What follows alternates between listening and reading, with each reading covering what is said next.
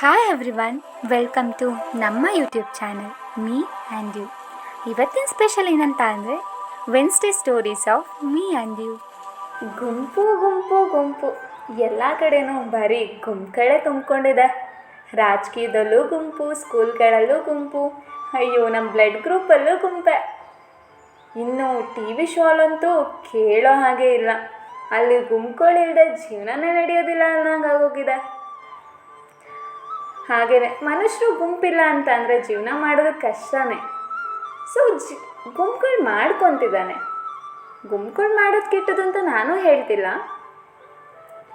ಯಾಕಂತ ಅಂದರೆ ಮನುಷ್ಯನ ಸಹಜ ಗುಣ ಅದು. ಒಬ್ಬನೇ ಜೀವನ ಮಾಡೋದಕ್ಕೆ ಮನುಷ್ಯನಿಗೆ ಗೊತ್ತೇ ಇಲ್ಲ. ಹಾಗಂತ ಗುಂಪು ಮಾಡ್ಕೊತೀವಿ ಅಂತ ಎಲ್ಲ ಕಡೆನೂ ನಾವು ಗುಂಪಲ್ಲಿ ಗೋವಿಂದ ಆಗೋದು ಬೇಡ. ಪ್ರತಿ ಮೂಮೆಂಟ್ಗಳೂ ಯೋಚನೆ ಮಾಡಿ ಡಿಸಿಷನ್ ತಗೊಳ್ಳೋದು ಮುಖ್ಯ ಆಗುತ್ತೆ. ಒಬ್ಬ ವ್ಯಕ್ತಿ ಬಂದು ನಿಂತ್ಕೊಂಡಿದ್ದಾನೆ, ತುಂಬ ಜನ ಸಂಗಡಿ ಇದೆ, ಅವನು ಒಳ್ಳೆಯವನು ಅನ್ನೋದಲ್ಲ. ರಾಜಕೀಯದಲ್ಲಿ ಅಂತ ಬಂದರೆ ತುಂಬ ಜನ ಇದ್ದರೆ ಅವನು ಒಳ್ಳೆಯವನು ಅನ್ನೋದು ಡಿಸೈಡ್ ಮಾಡಿಬಿಡ್ತಾರೆ. ತುಂಬ ಜನ ಇದ್ದರೆ ಅವ್ನು ದುಡ್ಡು ಕೊಟ್ಟು ಕೂಡ ಕಲಿಸಿರ್ಬೋದಲ್ವಾ. ಯೋಚನೆ ಮಾಡೋಕ್ಕೆ ನಮಗೂ ಯೋಚನಾ ಶಕ್ತಿ ಕೊಟ್ಟಿದ್ದಾನೆ ದೇವರು. ಯೋಚನೆ ಮಾಡಿ ಡಿಸಿಷನ್ ತಗೊಳ್ಳೋಣ. ಹಾಗೆಯೇ ಒಬ್ಬ ಫ್ರೀಯಾಗಿ ಊಟ ಕೊಡ್ತಿದ್ದಾನೆ ಅಂತ ಅಂದರೆ ಮುಗೀತಪ್ಪ, ನನಗೂ ಇರಲಿ ನಮ್ಮ ಮನೆಯವ್ರಿಗೂ ತೊಗೊಂಡೋಗೋಣ ಅಂತ ತೊಗೊಂಬಂದುಬಿಡ್ತೀವಿ.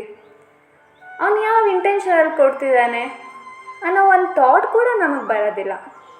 ಹಾಗಂತ ಎಲ್ಲ ಟೈಮಲ್ಲೂ ಕೆಟ್ಟ ಯೋಚನೆ ಒಳ್ಳೇದಂತ ನಾನು ಹೇಳ್ತಿಲ್ಲ, ಬಟ್ ಯೋಚನೆ ಮಾಡಬೇಕಲ್ವ ಏನು ರೀಸನ್ ಇರ್ಬೋದು ಅಂತ. ಹಾಗೆಯೇ ಇನ್ನು ನಾನೊಂದು ಕಡೆ ನೋಡಿದೆ, 15 ರೂಪೀಸ್ ಒಂದು ಪ್ಲೇಟ್ ಪಾನಿಪುರಿ ಅಂತ ನೋಡಿದ ಕೂಡಲೇ ಅಬ್ಬಾ ಜನ ಸಂಘನೇ ಇತ್ತು ಅಲ್ಲಿ. ಒಬ್ಬರು ಇಬ್ಬರು ಅಲ್ಲ, 100 ಜನ ಬಂದು ನಿಂತ್ಕೊಂಡು ತಿಂತಿದ್ದಾರೆ. ಅಲ್ಲಿ ಒಳ್ಳೆಯದ ಕೆಟ್ಟದ ಏನು ಕೂಡ ಯೋಚನೆ ಮಾಡೋದಿಲ್ಲ.